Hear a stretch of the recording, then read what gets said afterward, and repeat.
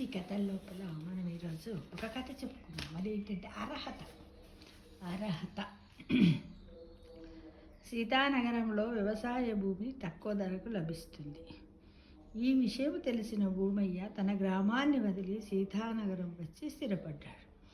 ఆ గ్రామంలో 4 ఎకరాల భూమి కొని వ్యవసాయం కొనసాగించాడు ఆనందంగా. స్వతహాగా భూమయ్య మంచివాడు. తనకున్నంతలో 10 మందికి ఉపయోగపడేవాడు. దాంతో తక్కువ కాలంలోనే ఆయనకు సీతానగరంలో మంచి పేరు వచ్చింది. గ్రామాధికారి సైతము భూమయ్యను అభిమానించేవాడు. ఎందుకంటే ఎవరికైనా కష్టం వచ్చినా చేసినా, ఎవరింట్లోనైనా ఏమన్నా అవసరాలు పడ్డా తను ఆర్థికంగా ధన సహాయం, పనుల సహాయము అంత గౌరవ మర్యాదలతో ఉండేవాడు అనమాట. అయితే అదే గ్రామంలో సుజితుడు, అజితుడు అని 2 మిత్రులు ఉండేవారు. ఏం పేరు మిత్రుల పేరు? సుజితుడు, అజితుడు. వాళ్ళిద్దరు భూమయ్యను గమనిస్తూ ఉండేవారు. సీతానగరానికి వచ్చి కొద్ది రోజులే అయినా భూమయ్యకు మంచి పేరు ఎలా వచ్చింది? అయినా భూమయ్యలా మనం మారాలి అని అనుకున్నారు. ఆయనలా అందరితో అభిమానింపబడాలని అనుకున్నారు. ఎవరు? సుజితుడు, అజితుడు. కారణము ఆయన మంచితనమే. ఆయన్ని ఆదర్శంగా తీసుకొని తను కూడా నలుగురితో మెప్పు పొందాలని సుజితుడు భావించి వెంటనే ఆచరణలో పెట్టాడు. అజితుడు అలా అనుకోలేదు. గ్రామాధికారి దగ్గర భూమయ్యకున్న పలుకుబడిని ఉపయోగించుకొని తన పనులను చక్కబెట్టుకోవాలనుకున్నాడు. చూడండి ఇక్కడ తేడా. సుజితుడు ఏం చేశాడంటే భూమయ్య ఏమేమి వాటిని అలవర్చాడో ఆయన వాటితోటి నేర్చుకొని స్వతహాగా తనలాగా మారడానికి ప్రయత్నించాడు. ఎవరు? సుజితుడు. ఈ అజితుడు ఏం చేశాడు? తనకేమన్నా పనులు ఉంటే గ్రామాధికారికి భూమయ్యకు మధ్యన చక్కటి అనుబంధం ఉంది కదా, తనకేమన్నా పనులు ఉంటే ఈ భూమయ్య ద్వారా పనులన్నింటినీ కూడా చక్కబెట్టుకున్నాడు. ఎవరు? అజితుడు. తన పొలముతో సరిహద్దు కలిగి ఉన్న సుబ్బయ్యతో కంచె వివాదాన్ని భూమయ్య ద్వారా గ్రామాధికారికి చెప్పి పరిష్కరించుకున్నాడు. ఎవరు వాళ్ళు? అజితుడు. ఆ తర్వాత అలానే తన పనులను భూమయ్య ద్వారా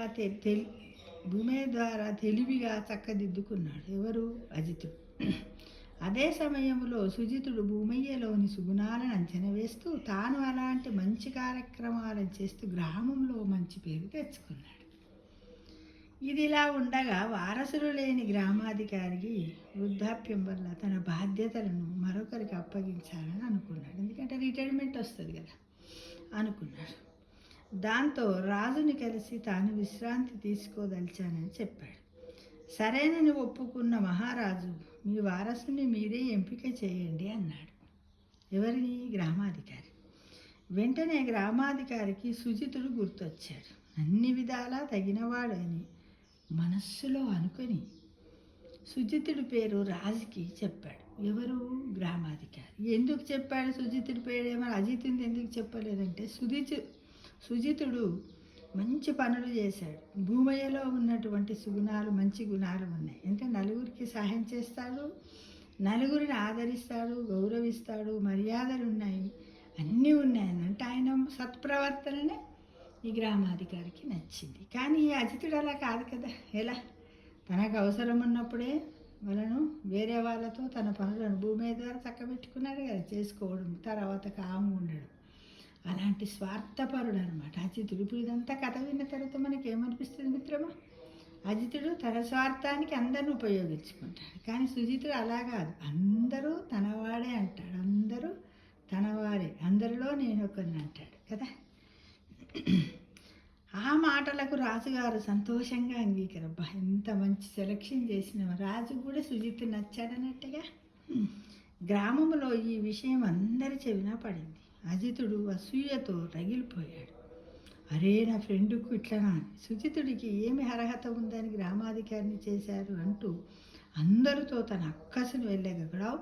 ఆయనకేమున్నది, ఆయన ఎందుకు గ్రామాధికారిని చేస్తారు చెప్పుండి, ఆయన ఇంకెవ్వరు లేరా అంటూ ఈ అజితుడు అందరితోటి అనసాగాడు ఈర్ష్యతో. అది గమనించిన గ్రామంలోని వృద్ధుడొకరు అజితుడితో, నువ్వు ఇతరులలోని మంచితనాన్ని వాడుకొని పైకి రావాలనుకున్నావు, కానీ నువ్వు మంచివాడిగా మారాలనుకోలేదు కదా బాబు. సుజితుడు అలా కాదుగా, ఇతరులలోని మంచితనాన్ని ఆదర్శంగా తీసుకుని తాను మంచివాడిగా ఎదిగాడు. కాలక్రమేణా అదే అతని ఉన్నత స్థితికి చేర్చింది. ఇతరుల పరపతిని ఉపయోగించుకొని పైకి రావడం కాదు, మనము పరపతి గలవారుగా మారాలి. అప్పుడే జీవితానికి సార్థకత అన్నాడు. ఆ మాటలతో అజితుడికి కనువిప్పు కలిగింది. దేనికైనా అర్హత అవసరమని గుర్తించాడు. అప్పటి నుంచి 10 మందికి ఉపయోగపడుతూ గ్రామంలో మంచి పేరు తెచ్చుకున్నాడు. ఎవరు? అజితుడు. అంటే ఎప్పుడు కూడా మనం ఏంటంటే మనము వాళ్ళలా మారి ఇతరులలాగా మారాలి, కానీ వాళ్ళను ఉపయోగించుకొని పైకి రావడం అంటే యూజ్ అండ్ త్రో పద్ధతి కాదనమాట. ప్రతి మనిషికి ఏదైనా సరే ఒక ప్రత్యేకమైనటువంటి అర్హతను కలిగి ఉండాలనేది ఈ కథ యొక్క ముఖ్య ఉద్దేశం మిత్రమా. కాబట్టి మంచితనం ఎప్పుడు కూడా చెడిపోదు. ఎలా? శిలాఫలకంపై రాసినటువంటిది. నలుగురు గుర్తించవలసిన అవసరం లేదు. మన మనస్సు, మన అంతరాత్మ ఒప్పుకుంటే ఏ పనినైనా మనం చేయొచ్చు. మనల్ని ప్రశ్నించేది ఎవరు? మన అంతరాత్మనే కదా. మన బెస్ట్ ఫ్రెండ్, మన అంతరాత్మను మించిన ఇంకొకటి ఏది కూడా జగత్తులో లేదని మనం చెప్పుకోవచ్చు.